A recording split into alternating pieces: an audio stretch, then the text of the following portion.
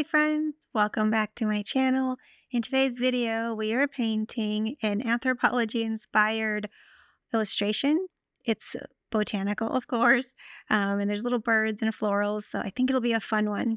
So grab your supplies. I've got my watercolor paper, paints, brushes, and then I also have a scrap paper to test out any colors or show you a little bit of technique as I paint so you can follow along. All right, so using that image as a reference, you can also take a screenshot if it's helpful for you to refer to later. I'm going to lightly sketch in a few of the elements just so I have a little composition started and I can then use that as my guide when I paint. So go in and do a light placement for the branches. I'm not actually filling in all of the branches, just a guideline. And I've got about 3 main stems or starts of the plants down there, a little bit of the ground, and then just a few lines to indicate how far I want these branches to go up. Okay, so starting with the branches, I'm going to mix up a brownish color. You can use whatever you have on hand, a little green, a little brown, and you can always test out on that scrap piece of paper and see if you like the color, and always start light to dark, and you can always build up your color and saturation as you go. And to make the branches, they're just light little marks, very loose. You don't have to attach each of the branches. You can leave some white space for some of the greenery and the florals. Okay, so you can see from the example here on screen, I just did a close-up. The branches are very loose and you can do a little bit of a thicker mark towards the bottom, and as they move upwards, they get a little bit wispier and lighter. So you can try to just emulate that, and it's not going to be perfect. It doesn't have to be. This is just an interpretation and using that image as an inspiration, as a reference.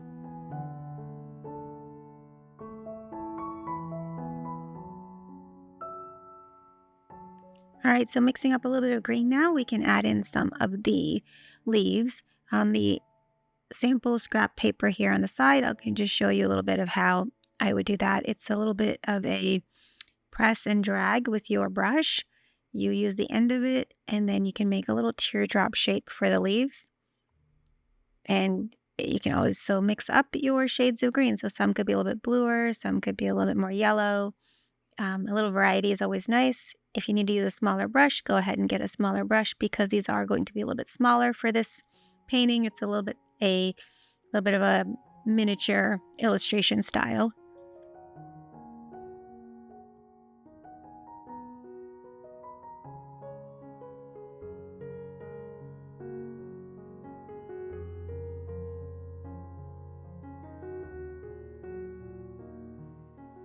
All right, so once you feel like you've had a little practice, let's go to our main paper. We can start adding in the leaves. They are a little bit bigger along the bottom, and then as you move upwards, they get a little tiny bit smaller. That is from the reference. I'll do a close-up here too so you can see where I am joining the branches and the leaves. This brush is a size 2, so if you have a little small brush, this will make it a little bit easier.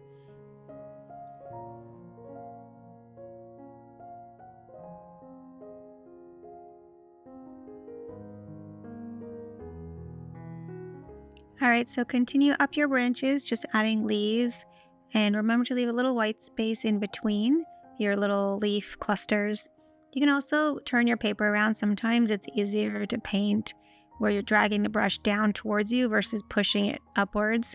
And since these leaves are all kind of pointing upwards and the growth is upwards, sometimes I find it easier just to flip the paper around. So go ahead and continue. It's quite meditative just to paint tiny little leaves for a little while. So have fun and enjoy.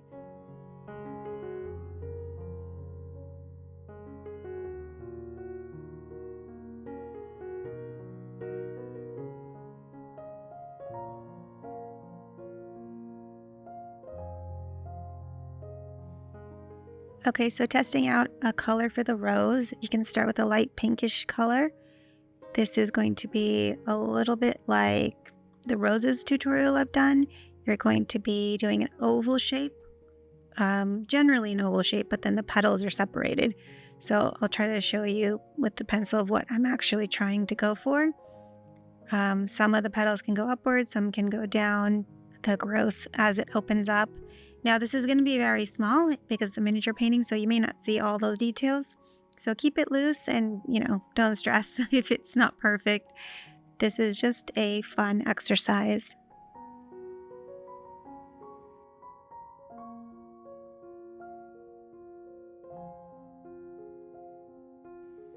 And also remember you can add tiny little ovally shapes as the rose buds, so the small new roses that are just starting to grow.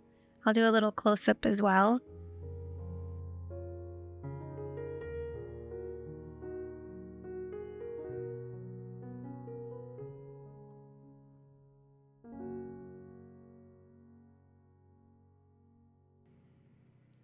All right, so putting in the center of that rose, and then you can rinse your brush and soften out the edges so that as it moves outwards, it gets a little bit lighter and less opaque, so more translucent.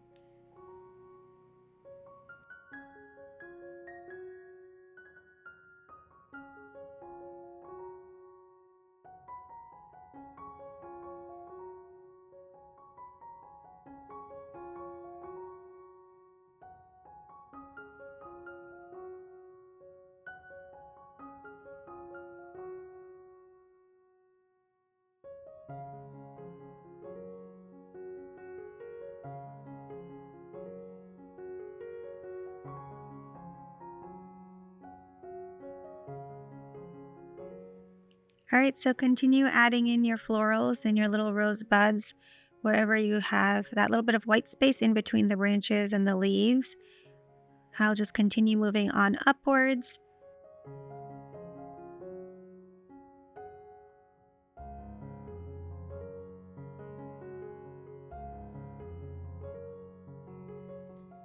Okay, so there are some lemons, and this is a really fun little element to add for a pop of color. It's an ovally shape.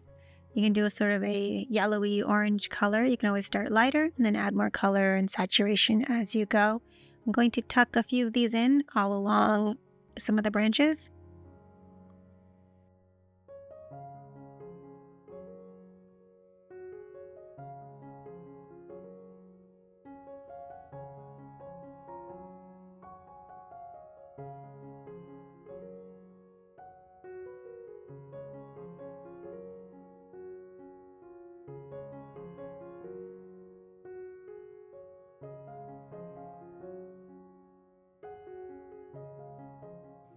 Okay, and once those first layers are dry and they are a little bit lighter, so you can go in and add a shadow color. I'm adding a little darker orange and then just rinsing my brush and blending that color out.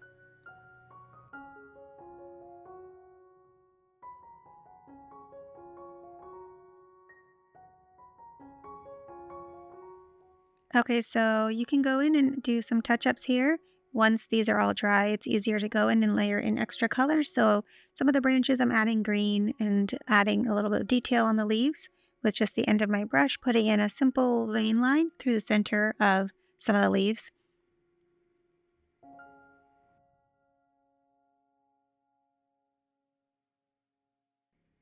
All right, so moving on to a little bit bigger brush, we're putting in the ground now. So you can use a wider brush to get bigger marks. I'm putting in a light greenish brown for the base, and then I'll build up my colors after that layer is first in.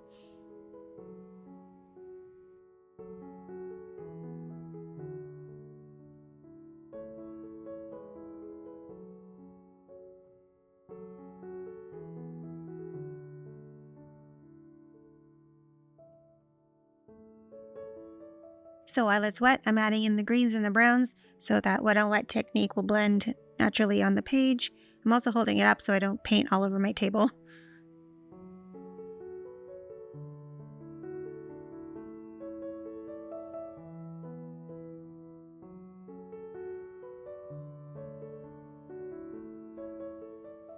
Okay, so while that layer dries, we can go in some details. Again, I've got my small brush.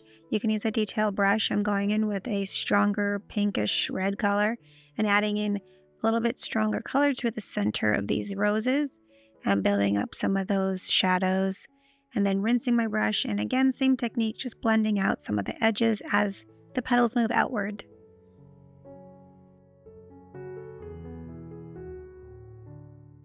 Okay, and then doing the same technique for the lemons, adding in a stronger color along the tops and then blending that out with a clean rinsed brush.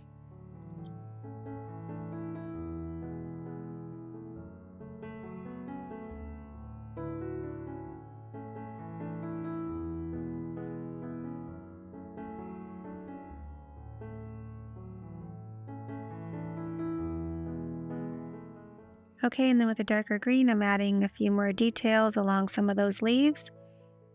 And then you can also go in and add a few more leaves if you feel like any areas look blank to you.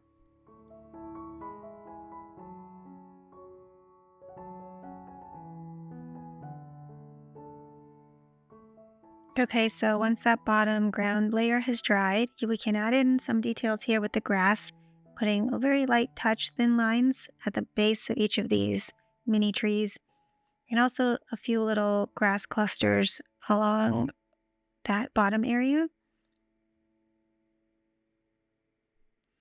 And then with a clean brush, you can also scrub away. So if you get too much color, this is a type of erasing you can do in watercolor. You can scrub really gently with your brush and then use a towel to dab up any of that color. So I'm adding back in some highlights that I think I needed and I lost. So it's a little technique to erase watercolor, sort of.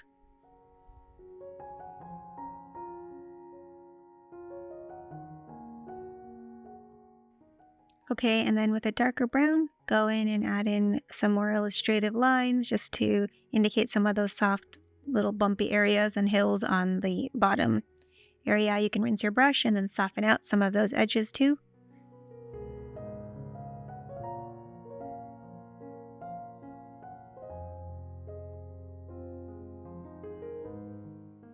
Okay, and then going through and adding some more interest with different shades of green and brown. I'm putting down some of that stronger color and then just rinsing my brush and then softening some edges. So this is really a process of building up on your lighter layers. So when you go slow with watercolor like this, you can really control how saturated you want it, where you want the shadows. It's much easier to go light to dark than try to take away color and paint.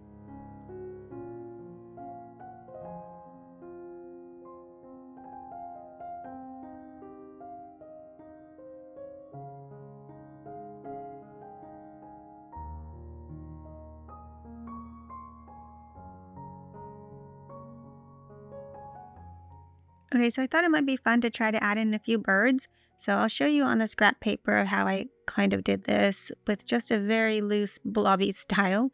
I'm going with the belly of the brush, just pushing down and then wiggling it a little bit to make that belly on the bird. And then you can go with the end of your brush and add a little head, a little beak, and a tail. So I'll go in and close up and you can see how I did that. And remember, this is just sort of a loose illustrative style, so it's not going to be realistic, so don't worry about that.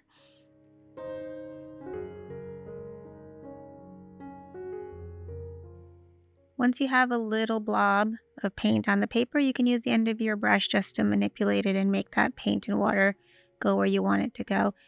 If you have never done this before, use a practice sheet and just do a few and see how it feels to make them in different angles and different positions. This bird is sitting upright more and his feathers are coming down. So it's just a little oval shape in the middle. Then using the end of the brush to make a few of those tail marks, a little circle for the head, a little triangle for the beak. If you're more comfortable drawing and sketching the bird shape out first and then painting it in, definitely do that. So just have fun and challenge yourself to try it loose like this and with no guide. That's how your hand will get better muscle memory when you go to paint really anything.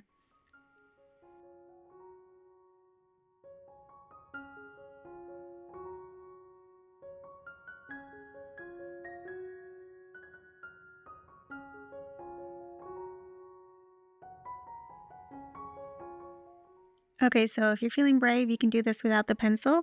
Otherwise, you can use a light touch and lightly sketch in where you want your first bird to be. I'll put a few throughout. I'll put one on the ground and maybe a couple somewhere in the branches. But there's nothing wrong with a pre-sketch, especially if you're just starting out. So go ahead and do whatever method you like.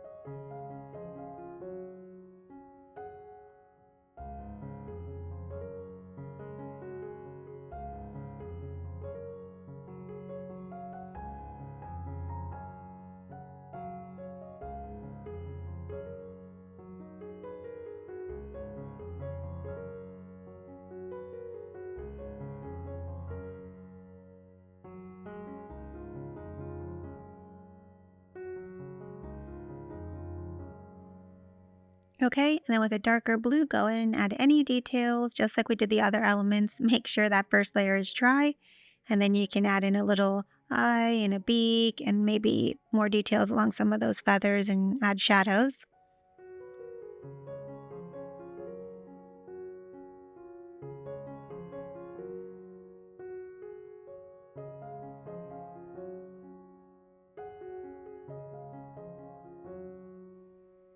Now, the example has a lot more detail for these birds, but because I'm doing a very loose illustration and I really want this to still stay very beginner friendly, doing just a little bit of details. I'm not going too far. You feel free to do what you want to do.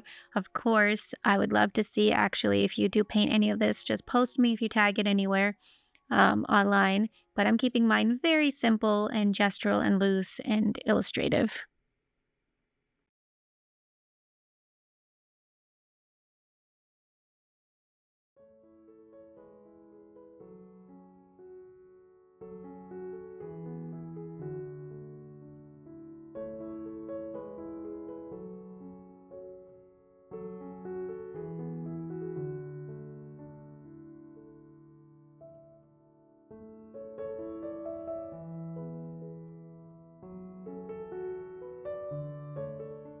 Okay, and then you can just add in any final touches that you would like. I'm adding a few branches for these birds to sit on since a few of them look like they're floating in the air. And then just remember when you're using a reference, it's totally fine when you're learning. The idea isn't that you're doing an exact copy, but it's fun to try to emulate a different style. You learn a lot through the process. I learned a lot through this one. It was miniature and it was very illustrative. And I love Anthropologie. It's one of my favorite places. So I thought it would be fun to try to do a little pattern slash wallpaper style for this project. I hope you enjoyed it. I hope you had a lot of fun. And remember, you can find any inspiration online and try to recreate it. You'll learn so much. So I hope you enjoyed it. And thanks for watching. And I will see you in the next one.